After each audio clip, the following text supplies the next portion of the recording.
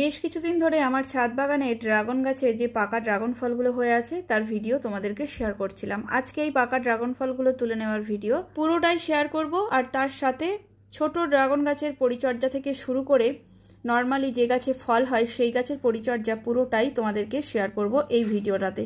তাই প্রথম থেকে শেষ পর্যন্ত ভিডিওটা দেখতে থাকো, আশা করি তোমাদের ভালো লাগবে। প্রায় 2 ঝুড়ি ড্রাগন ফল উঠেছে, অলরেডি তোমাদেরকে ছবি ভিডিও সবই শেয়ার করেছি। তো নিজের হাতে ড্রাগন গাছ লাগিয়ে সেই গাছ থেকে পাকা ফল তোলার মজাটাই কিন্তু আলাদা। যে সকল বন্ধুরা ড্রাগন গাছ লাগিয়েছো তারা তো অবশ্যই বুঝতে পারছো, আর যারা এখনো লাগাওনি চট করে ড্রাগন ফল লাগিয়ে ফেলো। অন্য যে কোনো ফল গাছের থেকে অনেক সহজেই কিন্তু এই ড্রাগন ফল গাছ করা যায়, এর জন্য অনেক বেশি সময় লাগে না।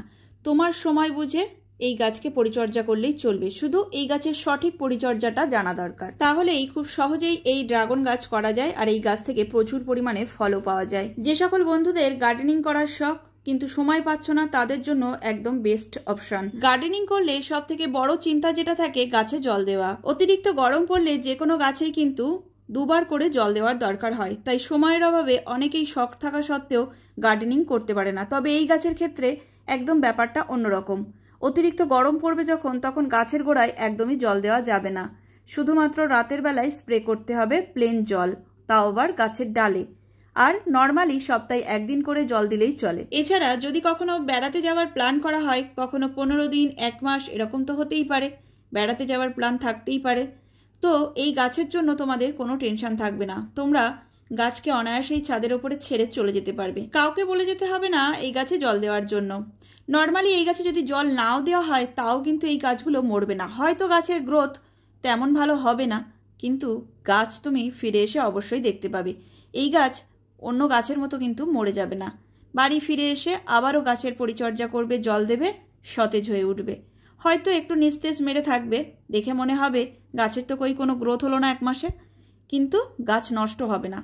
তো এত ভালো অপশান আমার মনে হয় কোথাও খুঁজে পাওয়া যাবে না। এছাড়া যারা পরিচর্যা করে তাদের তো মাঝে মধ্যে শরীর খারাপ হতেই পারে, শরীর খারাপের সময়ও গাছের ঠিকঠাক করে পরিচর্যা করা যায় না। তাই অসুস্থ শরীরে বিছানায় শুয়ে থেকেও নিশ্চিন্তে থাকতে পারবে যে এই গাছের কোনো অসুবিধা হবে না। সুস্থ হয়ে ওঠার পর আবারও ছাদে গিয়ে এই গাছকে তুমি অবশ্যই দেখতে পাবে। অন্য গাছ হয়তো মরে যেতে পারে, তবে এই গাছের কোনো সমস্যাই হবে না, একদম সুস্থ সবল বেঁচে থাকবে। আবারও পরিচর্যা করবে, সঠিক টাইমে তোমাকে ফুল ফলও দেবে।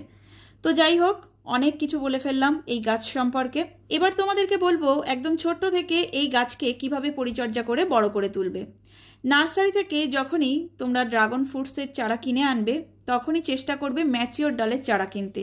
ম্যাচিওর ডালের চারা কিনলে সহজেই তাড়াতাড়ি ফল পাবে, মোটামুটি 1 বছরে ফল আশা করতে পারো। আর যদি ম্যাচিওর ডালের চারা না হয় তাহলে 2 বছর 3 বছর আরও বেশিও সময় লাগতে পারে। ড্রাগন গাছের চারা বসানোর জন্য মাটিটা কিন্তু আলাদা করে তৈরি করে নিতে হবে। নর্মাল মাটি 1 ভাগ, বালি মাটি 1 ভাগ, আর যে কোনো ধরনের একটা জৈব সার। পুরানো গোবর সার হলে সব থেকে ভালো হয়, না হলে ভার্মি কম্পোস্ট।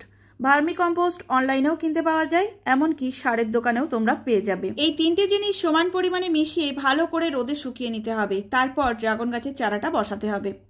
ড্রাগন গাছের চারা মাটির টবে বসালে 10 থেকে 12 ইঞ্চি একটা টবে একটা চারা বসাতে পারো, আর ফলের ক্যারেটে বসালে সব থেকে ভালো হয়। প্লাস্টিকের যে ফলের ক্যারেটগুলো পাওয়া যায় তার গায়ে অনেক ছিদ্র থাকে, আর অনেক ছিদ্র থাকার কারণে মাটিটা দ্রুত ড্রাই হবে, জলটাও তাড়াতাড়ি ঝরে যাবে। আর এটা ক্যাকটাস জাতীয় গাছ, যত মাটি ভিজে থাকবে ছত্রাক লাগার ভয় থাকবে, আর যত মাটি ড্রাই হবে গাছটা সুস্থ সবল থাকবে। তাই আমার মতে বলে এই ফলের ক্যারেটগুলোই হচ্ছে সব থেকে বেস্ট ড্রাগন গাছ লাগানোর জন্য। এবার অনেকেই ফলের ক্যারেটের গায়ে অনেক ছিদ্র থাকে, তার জন্য প্লাস্টিক দিয়ে দেয়, সিমেন্টের বস্তা দিয়ে দেয়। এবার পুরানো সিমেন্টের বস্তা হলে তবুও কিছুদিন পর নষ্ট হয়ে যাবে, নতুন সিমেন্টের বস্তা বা প্লাস্টিক দিলে সহজে নষ্ট হতে চাইবে না। ওপর থেকে দেখে মনে হবে জল চলে গেছে, জল ধরে নেই, কিন্তু ভিতরের মাটিটা ভিজে থাকবে বেশি টাইম ধরে। তাই জন্য যখনই মাটি ভরবে ফলের ক্যারেটে তখনই নিচে 1 লেয়ার খবরের কাগজ, সাইডে 1 লেয়ার করে খবরের কাগজ দিয়ে তাই মাটিটা ভরবে। ভরে ড্রাগনের চারাগুলো বসিয়ে দেবে। কিছুদিনের মধ্যে খবরের কাগজটা নষ্ট হয়ে যাবে, আর ততদিনে মাটিটাও জমাট বেঁধে যাবে। ফলের ক্যারেটের ছিদ্রগুলো শুধুমাত্র যে জল বেরিয়ে যাবে তার জন্য না, ওই ছিদ্র দিয়ে হাওয়া বাতাস লাগবে, আর রৌদ্র হলে চারিদিক থেকে রৌদ্র লেগে মাটিটা তাড়াতাড়ি ড্রাই হবে। এই জন্যই ফলের ক্যারেটে ড্রাগন গাছ করা সবথেকে ভালো। মাটি যত ড্রাই থাকবে গাছের শিকড়ও তত ভালো থাকবে। মেন কথা হচ্ছে ড্রাগন গাছের জন্য ড্রেনেজ সিস্টেম খুব ভালো হওয়া চাই। ড্রাগন গাছ বসানোর পর সপ্তাহে একদিন করে গাছের গোড়ায় জল দেবে, আর কোনো রকম খাদ্য দেওয়ার দরকার নেই। ওই যে মাটিটাতে জৈব সার মেশানো আছে, 2 মাস ধরে ওই জৈব সারটাই গাছের জন্য যথেষ্ট। 2 মাস বয়স হবে গাছের, সেখান থেকে সরিষার খোল পচা জল 15 দিন বাদে বাদে প্লেন জলের সাথে মিশিয়ে গাছের গোড়ায় দিতে হবে, আর সপ্তাহে একদিন করে জল দিতে হবে। এবার এইভাবে চলতে থাকবে। তারপর যখন আস্তে আস্তে গরম এসে যাবে, মানে চৈত্র, বৈশাখ, জ্যৈষ্ঠী, এই 3 মাস তো খুব গরম পড়ে।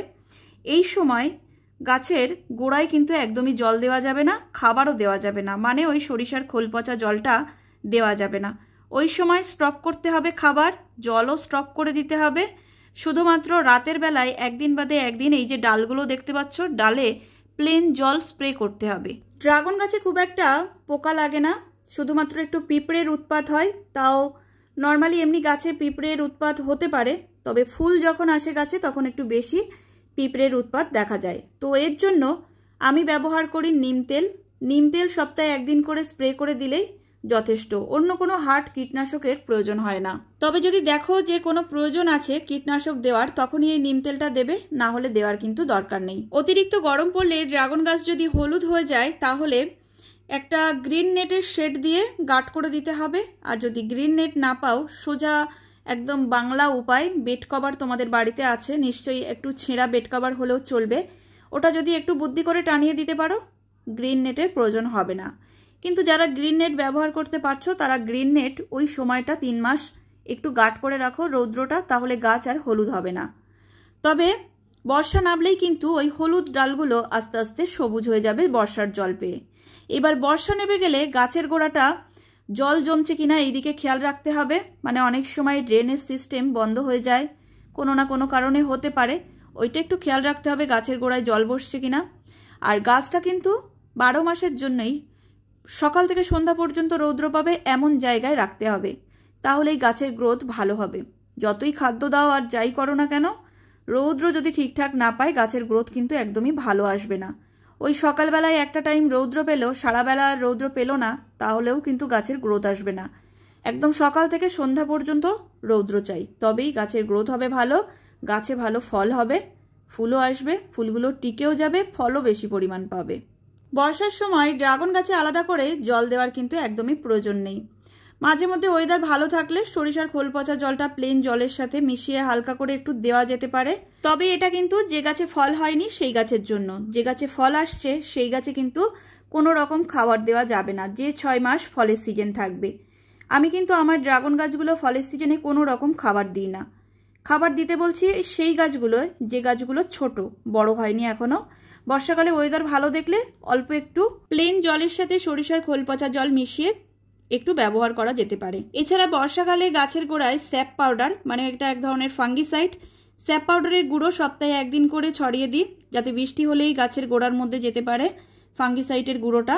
আর সপ্তাহে একদিন করে গাছে স্প্রে করি। ফাঙ্গিসাইড কিন্তু অবশ্যই বর্ষাকালে প্রয়োজন। তো এইভাবে চলবে বর্ষাকালের মেনটেন।